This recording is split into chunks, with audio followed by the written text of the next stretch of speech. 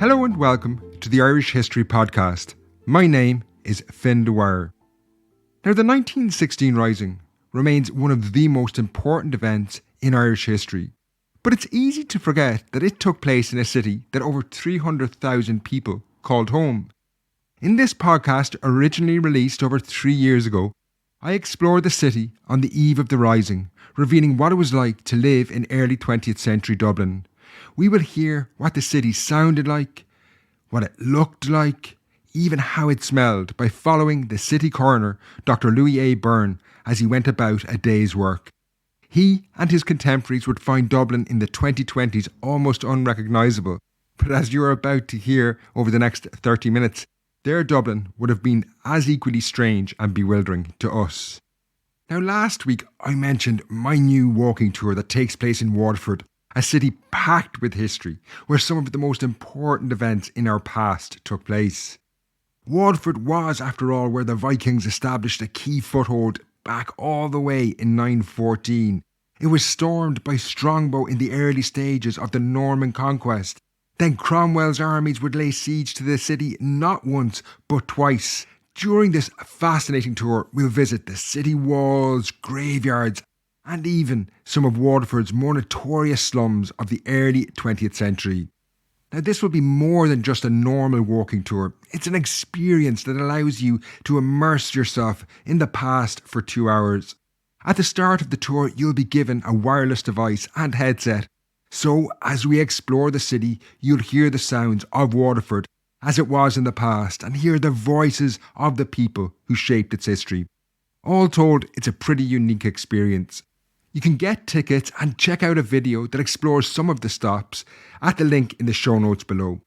The first tour takes place on Saturday, June the 24th, and given that spaces on each tour are limited to just 15 people, some dates are already filling up fast, like the August bank holiday weekend. Looks like it'll be a busy one. So if there's a specific date that you want to join me on a tour, it's worth booking that now at the link in the show notes below. All that said, now let's get back to Dublin in 1916 for what is a really fascinating episode. Hello and welcome to the Irish History Podcast. My name is Finn Dwyer and this is The Calm Before the Storm, Dublin on the eve of the Easter Rising. Everything has been thrown a bit off course in the last few weeks. I ended up having to have 2 operations since the last episode. Thanks for all the well wishes from everyone on Patreon and on Twitter. It means a lot. Fingers crossed I'm getting back to myself, but the schedule is changing again, so I'm going to postpone a return to Partisans yet again for a few weeks until I get myself fit. But there's some great content coming in the pipeline between now and then. This includes a murder mystery from Cork in the 19th century and a history of coffee in Ireland. Also, we're about to hit a major milestone for the show. It's been running 10 years this March, and on Good Friday, that's April the 10th, I'm hosting a celebratory live podcast and party in the Wiley Fox in Dublin city centre. I'd love if you could join me for this party. It's going to be a super evening of live podcasts followed by a party. You can get tickets now at irishhistorypodcast.eventbrite.ie. If you're a patron of the show, you can get a discount on tickets. At the moment over on Patreon, you can find details below this podcast post at patreon.com/Irish podcast. I'll have more details on what this event will be like later on in the show. Now lastly, before we journey back to Dublin in 1916, don't forget to check out the merch at irishhistorypodcast.ie/shop. It took a few years for me to take the plunge and start selling merch associated with the show, but I wanted to get something that was the right fit. If you check out the pins and badges at irishhistorypodcast.ie/shop, I think you'll agree that they're a perfect fit with the show. I'm really happy with them, and you're going to find your favourite figures from Irish history depicted on these enamel badges. You can find them at irishhistorypodcast.ie/shop. Now, let's go to Dublin in 1916.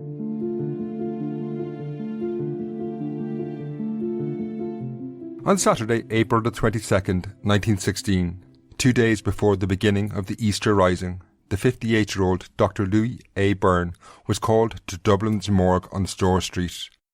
It was Easter weekend, the first major holiday of the year, and Dr. Byrne had made plans. But these were now on hold for a few hours, because, as coroner, it fell to him to preside over inquests into 3 unexplained deaths in the city. The journey to the morgue from his home was a short one, but it would take Byrne through a city of extremes. He lived at number 50 Merrion Square, in an affluent neighbourhood on the south side of the River Liffey, while the morgue was located on the north side of the Liffey, near one of Dublin's more notorious neighbourhoods, the Monto, a large working-class area that was also the city's infamous red light district. So, as he closed his front door behind him, he made his way across Merrion Square towards the river docks. While Byrne's journey to the morgue was short, less than a mile in total, he still had to navigate his way through the chaos of early 20th century Dublin. The city was an assault on the senses, a din of sounds old and new. The most common form of transport still remained the horse and cart, however, its days were numbered. The overpowering noise from the occasional car and the extensive tram system, which dated from the 1870s, also echoed in the city streets. Alongside this noise, Dublin in 1916 had a distinct, pungent aroma, a combination of the myriad of smells, some pleasant and some not so pleasant. The smoke which bellowed from every house mixed with the horse manure from the thousands of animals and general waste. This pungent smell was offset, though, by a more pleasant aroma from the bakeries, and then the occasional hint of coffee wafting from the several coffee stands operated by Joseph Ford throughout the city. These opened 24 hours a day, 7 days a week, providing coffee and cheap breakfasts to the city's working class, many of whom set out for work as early as 4 in the morning. The coffee was cheap and the standard questionable, so our Dr Louis A Byrne, en route to the morgue, would not partake. With a cook at home, he could have far better quality food when he returned after work. On approaching the River Liffey, he was greeted by a new, overpowering smell. Even though the city had installed a sewage system, the River Liffey still reeked from the tons of waste that washed into its waters. But perhaps on what was a beautiful spring morning, Dr Byrne could forget about it, momentarily at least. The river itself was teeming with life. While the city's main docks, the North Wall, were further out to sea, the river remained one of Dublin's main transport routes and was heaving with commercial traffic. Foghorns echoed from the barges from the Guinness's brewery further up the quays as they passed ships carrying goods offloaded from bigger vessels down the docks.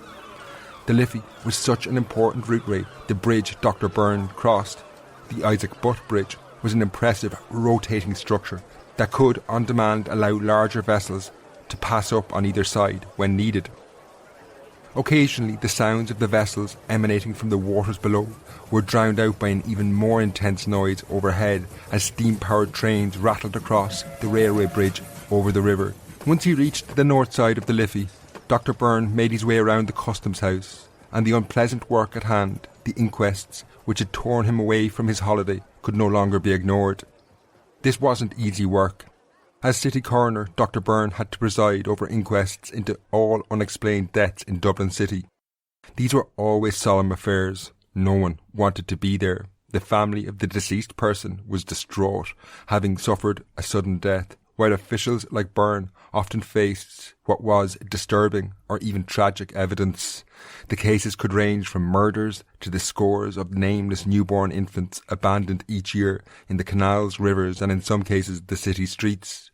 While he was paid a huge salary of £700 per year, it was harrowing work at times. That said, the 3 cases on Easter weekend were a little less sensational, but still heartbreaking. The youngest and most tragic was the death of Vera Harris, a 7-month-old infant. Vera, the daughter of a corporal in the Royal Hussars, had died somewhat suddenly the previous Thursday. However quickly it became clear there was no mystery or foul play.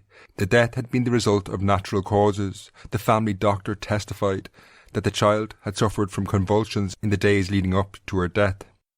The next case was that of William Perrin, who had lived around the corner from the morgue in Lower Gardner Street.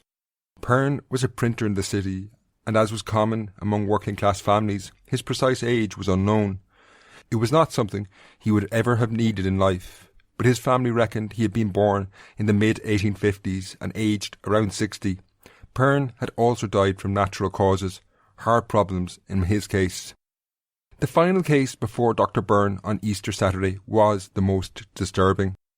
2 days earlier, on Thursday the 20th of April 1916, people living in Ansbrook Road, Clontarf, had heard a strange sound coming from one of the apartments at number 16.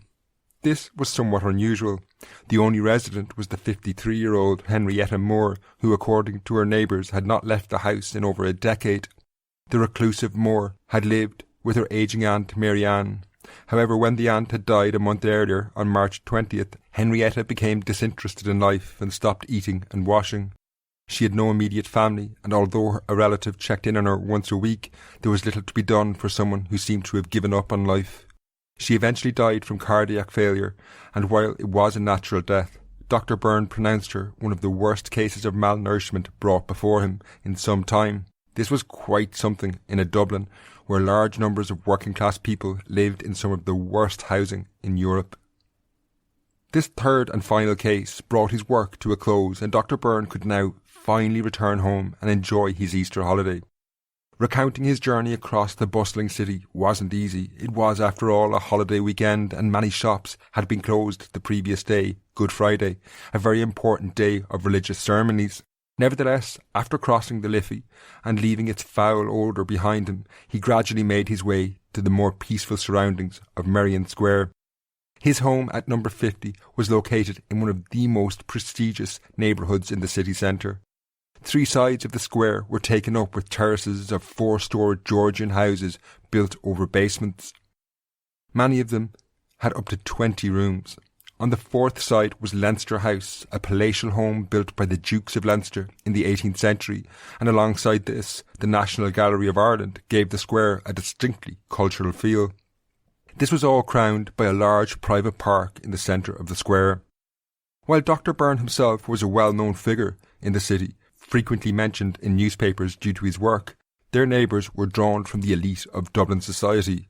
Arthur Chance, a leading surgeon in the Mater Hospital, also lived on the square, as had Daniel O'Connell, William Butler Yeats and Oscar Wilde at one time or another.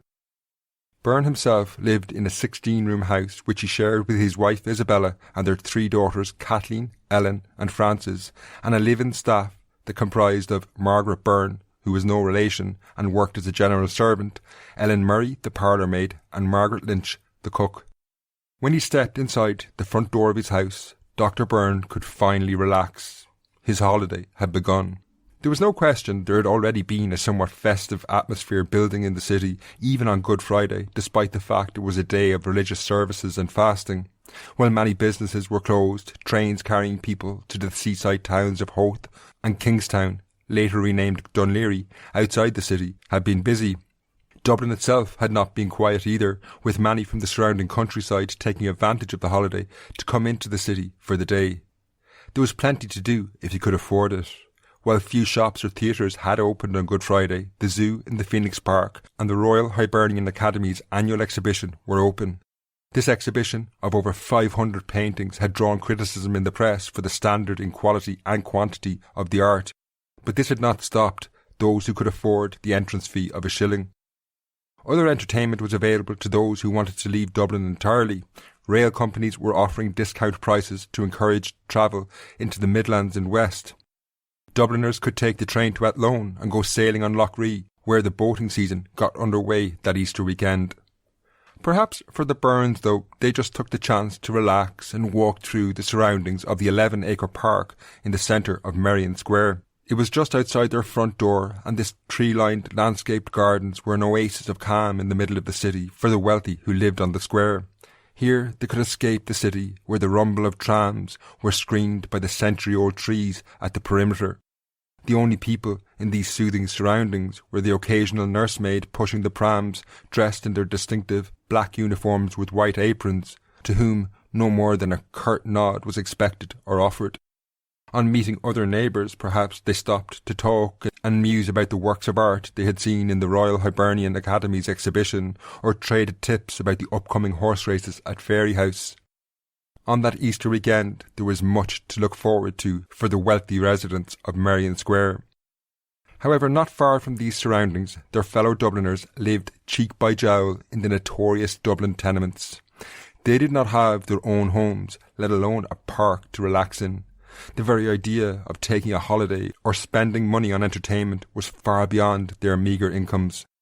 Next, we need to leave Merrion Square and we'll take a look at the wider city before we hone in on working class Dublin. Dublin in 1916 was a city with an unusual feel to it. While it had all the trappings of other European capital cities, it was somewhat smaller. Neighbourhoods like Merrion Square were reminiscent of Belgravia in London. Alongside these were the private palatial residences of the Irish aristocracy, and these were similar to those found in Paris or Berlin. As we saw earlier, close to Dr Byrne's front door in Merrion Square was Leinster House, a huge residence built by the Dukes of Leinster. Similar expressions of the Irish aristocracy's wealth and power could be found across the city. Powerscourt House, Moira House and Aldborough House, all of which took their names from the aristocratic families who built them, dominated the streets and neighbourhoods where they were located. However, even the most cursory investigation into these houses, or indeed many of Dublin's finest buildings, revealed a curious idiosyncrasy. They were not being used for their original purpose. Indeed, some of the finest buildings in the city were in rack and ruin. Dublin had gone down a strange path over a century earlier, and this haunted the city by 1916. In 1800, the Irish Parliament had abolished itself in a move known as the Act of Union, and Ireland was ruled directly from London from 1801. This affected the city greatly. Ireland's capital was no longer the centre it had once been. The city suffered as political power, and indeed the aristocracy and wealthy increasingly spent their time in London. Slowly Dublin developed the feel of a regional city rather than a grand capital. The Parliament building was converted into a bank, and the Royal Dublin Society took over Leinster House as the Duke now spent his time across the Irish Sea in England. By 1916, some of the other aristocratic mansions had taken an even more drab appearance. When the Mendicity Institute, a workhouse of a kind, moved into Moira House, there was little money available for its upkeep. Meanwhile, Aldborough House and Powerscourt House were offices and depots used by the civil service. These reflected a wider malaise that seemed to be holding Dublin back. By 1916, the population was lagging far behind other similar cities. In 1800, Dublin had been home to 180,000 people. While many other cities saw their population explode in the following century, Dublin's growth had been comparatively modest. While the population of the city and surrounding counties stood at 450,000 in 1916, this increase paled in comparison to the growth experienced elsewhere. Manchester, for example, had mushroomed from 100,000 in 1800 to 2.3 million in 1900. London had grown from 1 million in 1800 to 6.5 million in 1900. The malaise that was affecting Dublin was due to several factors, but the fact that the city had less opportunities was chief among them. In the early 19th century, the London-based Parliament had done nothing to help Irish industry, which was facing great difficulties. It had in fact favoured British industry, and Ireland's major manufacturing sectors had fallen into decline. Employment in Dublin was comparatively scarce, and the city could not absorb major increases in population. Indeed, by 1916, 50% of Dublin's working class were still employed in agriculture, and only 25% were employed in manufacturing. This was a very low figure. Across England and Wales, the average working in factories or mines was at 43%, and it was even higher in major cities. So with limited opportunities, Dublin's more comfortable working class neighbourhoods and communities had become notorious slums. Indeed, some of these dominated the city centre. For visitors wanting to see the 700-year-old St Patrick's Cathedral on the south side of the River Liffey, a travel guide published in 1906 warned, "The slums of Dublin are notorious, and it's impossible to reach St Patrick's Cathedral except through slumland. But perhaps the slums of Dublin are in reality no worse than those of Edinburgh, but only more in evidence." Indeed, just 2 minutes' walk from Dublin's main thoroughfare, Sackville Street, later renamed after Daniel O'Connell, landed you into some of the worst tenements in the city. While Dr Byrne's family of 6 shared 16 rooms on Merrion Square, poor families on Henrietta Street lived in similar buildings, although they only rented 1 room in massively overcrowded conditions. In number 14 Henrietta Street, for example, the current location of Dublin's Tenement Museum, there were over 100 people living in the house. This included the Kinsella family, who rented 3 rooms for an extended family of 11 people. This included the parents Mary and her husband John, their 8 children, from a newborn infant to a 16-year-old, as well as a 73-year-old relative, Thomas Carroll. Infant death was very high in these neighbourhoods, and Mary and John Kinsella had lost 3 infant children. However, despite its poverty, it would be a mistake to see working-class Dublin as unchanging, with people having no control over their lives. Life was tough, but working-class families were constantly trying to improve their lot in life. Some succeeded and others failed, but one example of this is Mary Moore, who had moved to Dublin around the year 1900. Mary was originally from Tullamore in Kings County, later renamed County Offaly, and she and her 2 sisters, Annie and Bridget, had moved to Dublin in search of a better life. By 1901, her sister Annie had married the Dubliner Patrick Finnegan, while Mary and their 3rd sister lived with the newlywed couple. Mary had found work in a laundry, and while it was difficult, urban life offered single women, like the Moore sisters, a greater degree of freedom in life. Back home, they often found themselves under the watchful eye of what could be domineering parents or older brothers. Indeed, while staying in her sister Annie's house, Mary Moore fell in love with another lodger, Michael Woods, and the couple were married in June 1901. Michael worked as a labourer in an ironworks, and with their combined income, Mary and Michael were able to get their own home just around the corner, number 24 Faulkner Cottages, and it was here that the couple had their first child, John Joseph, who was born in June 1903. On the 23rd of June 1905, they had a second child, named after his father, Michael. Then, however, they suffered what was a common tragedy for working-class families. Their eldest son died on February the 26th, 1906, when he was still only 2. This was followed by the death of his brother, young Michael, only a month later, on March the 29th. The proximity of the deaths was totally coincidental and unrelated. John had died from gastritis and Michael died of tuberculosis, a disease that killed over 1,000 Dubliners that year alone. Harrowing as this was, death was a constant companion for young families. In 1916, 20% of deaths in Ireland were to children 14 years or younger. To put this in context, in Ireland in the 21st century, this age cohort only account for 1.2% of all deaths. While this tragedy must have haunted Mary and Michael, the following year of 1907 brought new hope for the young couple. Michael was now working as a blacksmith, and they moved to a new house at number 23 O'Donoghue Street. These were new, comparatively spacious houses recently built by Dublin Corporation in Kilmainham, which was then located at the edge of the city. Compared to the crowded tenements, these homes were luxurious. Each house had a back garden. Furthermore, there was no fear of collapse, something that was a constant worry for those living in old tenement buildings. Only 3 years earlier, in 1913, 7 people had been killed when 2 such buildings on Church Street had collapsed. Indeed, the houses on O'Donoghue Street were an ideal place to raise children, and in 1907 Mary gave birth to another son, Joseph, born in May that year. However, life in working-class Dublin was always a struggle, and Michael had been diagnosed with asthma in 1906, and, during an asthma attack, he died in their new home on the 29th of September 1907 at just 36 years of age. This was a definitive moment in Mary's life. She was now a widow, left to raise an infant son on her own. Aside from the personal tragedy of the loss of her husband, his death also spelled a very difficult economic future for her. The earning power of the household had dramatically fallen.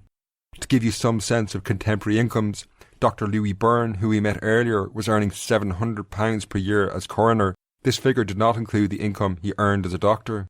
Skilled carpenters in the Guinness's brewery, a very desirable job, were paid around 88 pence a day, which amounted to an annual salary of about £70 a year. Towards the bottom of the scale, agricultural labourers earned between £12 and £20 per year. Mary, as an unskilled female worker, could expect to earn even less. Unsurprisingly, she struggled to make the rent and had to move out, and by 1911 she was back where she had started, lodging with her sister Annie and her husband Patrick Finnegan.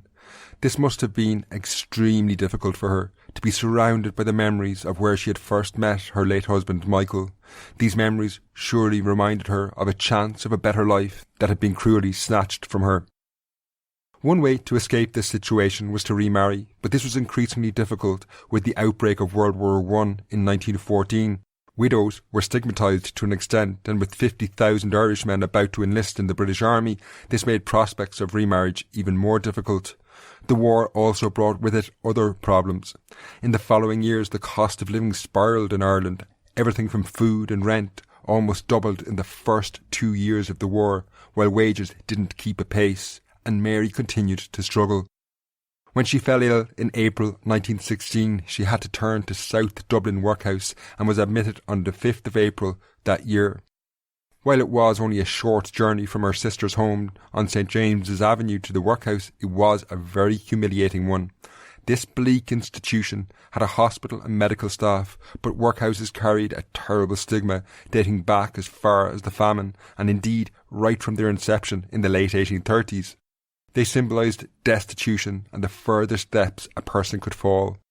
In April 1916, the workhouse was crowded with around 3,300 people inside its walls, including 400 people in the hospital. There, Mary struggled to regain her health, and by Easter Sunday, she was extremely ill. Tragically, Mary Woods died on the 24th of April 1916 from pneumonia, which was the largest killer in the city at the time. Her son Joseph was the last surviving member of what had been a family of 5. Mary's life was in steep contrast to that of Dr Louis A Byrne, and highlighted that escaping poverty was difficult in a society with few safety nets. However, working class life wasn't always just a struggle against poverty. Many Dublin working class families had other concerns in the spring of 1916, not least among them World War I.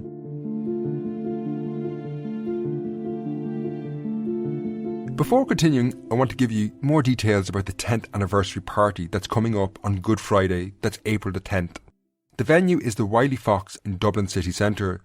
It's going to be a great evening, and to kick off I have a live podcast in 2 parts. The first section is history, and then in the second half I'll be joined by some of your favourite Irish podcasters.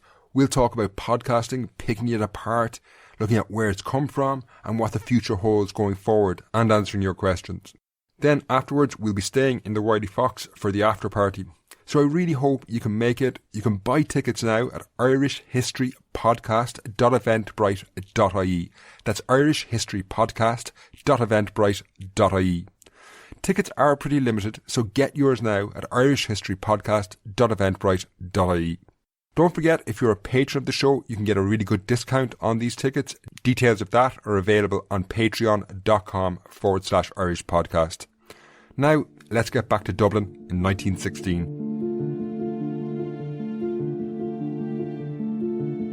In April 1916, Bridget Kelly was 46 years of age, and of the 3 people we will meet in this podcast, we have more details about her, really, than any other. She was a small woman, standing 5 feet tall, with brown hair and blue eyes. She had married her husband Thomas back in 1890, and as was common for working class families who rented, they had lived at numerous addresses, but by 1911 the Kellys had a home at 21 Portland Row on the north side of Dublin. This street symbolised the faded glory of Dublin at the time. At the far end of the road, the looming edifice of Aldeburgh House dominated the skyline.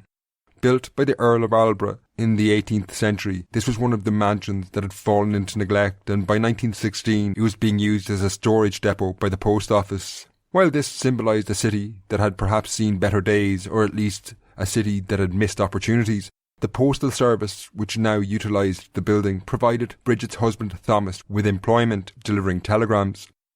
The position appears to have been well paid, or certainly Thomas's income was enough to support the family. And it was here on Portland Row, in this working class neighbourhood, that they raised a family of 4. Their eldest son Matthew was born on the 25th of February 1895.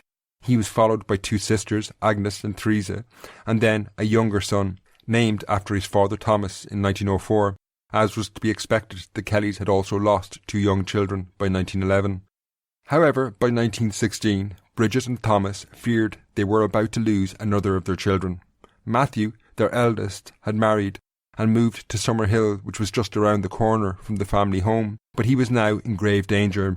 He had joined the Royal Munster Fusiliers, a regiment of the British Army. With World War I descending into horrific bloodshed, if his unit was shipped to France, prospects for Matthew were not good. Indeed, some units of the Munster Fusiliers had already seen service in the Gallipoli campaign, an invasion of the Ottoman Empire. This had been a disaster characterised by heavy losses, which achieved little. Luckily for Matthew, he had joined the 3rd Battalion of the Fusiliers, which had been assigned to home service during the conflict. With the war bogged down in trench warfare, the prospect of a German invasion of Ireland was highly unlikely, if not impossible.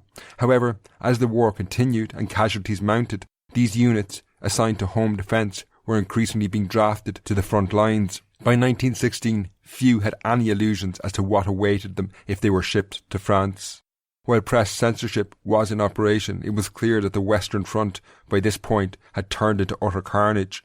Returning soldiers, of which there were thousands, told stories, and if they didn't talk, their mangled bodies betrayed what army chiefs may have wanted to hide. In any case, even with the press censorship, newspapers themselves contained enough information to terrify soldiers and their families. The Battle of Verdun, where casualties would reach 750,000 dead and wounded, was entering its 2nd month in April 1916, and articles spoke of terrifying weapons such as liquid fire, a crude form of napalm, being used at that point. It was enough to make even the most jingoistic soldier rethink his commitment to a cause that could very well cost him his life. In the case of Bridget Kelly's eldest son Matthew, he had never been a very dedicated soldier in any case. While I couldn't locate his army file, he had signed up by 1915 at the very latest, but deserted twice that year, in the summer and then again in November of 1915. He deserted for a 3rd time in early 1916. And this proved a fateful decision not only for Matthew but for the entire family. Desertion was always a serious crime, but as increasing numbers were leaving the army without permission, the matter became extremely grave.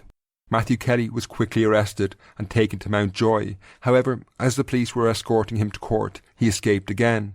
This time he seems to have been determined not to return to the army. In his absence, the courts declared him a deserter, and Matthew was effectively on the run. While he himself evaded capture, by April 1916 he had returned to the neighbourhood of his childhood and his parents' home.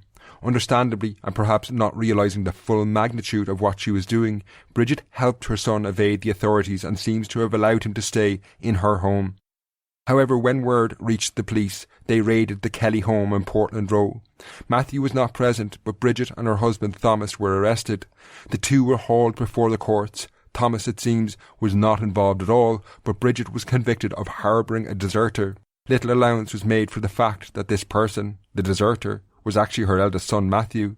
She was sentenced on April 13th, 1916 to a month of hard labour in Mountjoy jail. Meanwhile, Matthew himself continued to evade the authorities. He had actually secured work in the post office. However, he foolishly drew attention to himself when he robbed a telephone wire and was subsequently arrested. When he was brought before the courts, he faced a litany of charges which not only included desertion, but also the fact he had sold the Lee Enfield rifle he had been given by the army, which was, theoretically at least, the property of the Secretary of War. Meanwhile, Bridget, his mother, endured what was a tough sentence in Mountjoy jail and was freed on May the 17th. However, she emerged into a Dublin that was changed forever. Indeed, many of the places that we have talked about and the people we have met in this podcast have been heavily affected by the Easter Rising. On the day that Mary Woods had died in the South Dublin workhouse, Republican rebels under Eamon Keonta and Cathal Brugha had seized many of the buildings in the workhouse complex that overlooked crucial thoroughfares into the city, and bitter fighting had broken out across the workhouse. When Mary's family received news of her death is unclear, but accessing the workhouse probably was very difficult for a number of days. Meanwhile, large parts of Dublin city centre were completely destroyed when the British Army began to shell rebel positions. Bridget's husband, Thomas, returned to his job in the post office. He may well have been based in the general post office in the city centre, and if this was the case, his work must have been thrown into total upheaval when the GPO was first occupied by the rebels and then completely destroyed by the British Army when they shelled the building. Meanwhile, Dr Louis A Byrne's place of work, Dublin's morgue, was very lucky to survive when the nearby Liberty Hall, the trade union headquarters, was also shelled by the British Army. The shelling also destroyed the Royal Hibernian Academy and its collection of art, that had been on display and had been one of the main attractions in Dublin the previous weekend. Dr Louis A Byrne's house on Merrion Square was also damaged by gunfire, and he would later claim £5 in damages after the rising. As a doctor, he was busy tending to the wounded, and then as coroner he had to preside over inquests, including those of the civilians killed in the North King Street massacre when units of the British Army rampaged through the north inner city of Dublin during the rising. Dr Louis A Byrne left Merrion Square and moved to the port of Kingstown, which was later renamed Dunleary after Irish independence. He died there in November 1932 at the age of 73, having continued to serve as city coroner until his death. His house on Merrion Square is a private clinic today. Thomas Kelly, the father of Matthew and husband of Bridget, returned to work in the post office and lived into his early 70s. He died also in 1932 and was then living in Sutton, possibly in the house of his daughter Teresa, who was present at his death. Bridget, his wife, had predeceased him, but where and when she passed away is unclear. I couldn't find any record of her death. Matthew, their son, after serving his sentence, was sent back to the Royal Munster Fusiliers. He was sent to the front, captured, and became a prisoner of war. I couldn't find any details about what happened to him at the end of the war, but there's no question he would have returned to a much changed Ireland. That's where I'm going to leave today's podcast, folks. Don't forget to check out the tour at the link below. As I said earlier, I have a video that includes some of the stops, and you can book your tickets there as well. That's all at the link in the show notes below. I'll be back next week with some brand new content. Until then, Sloan.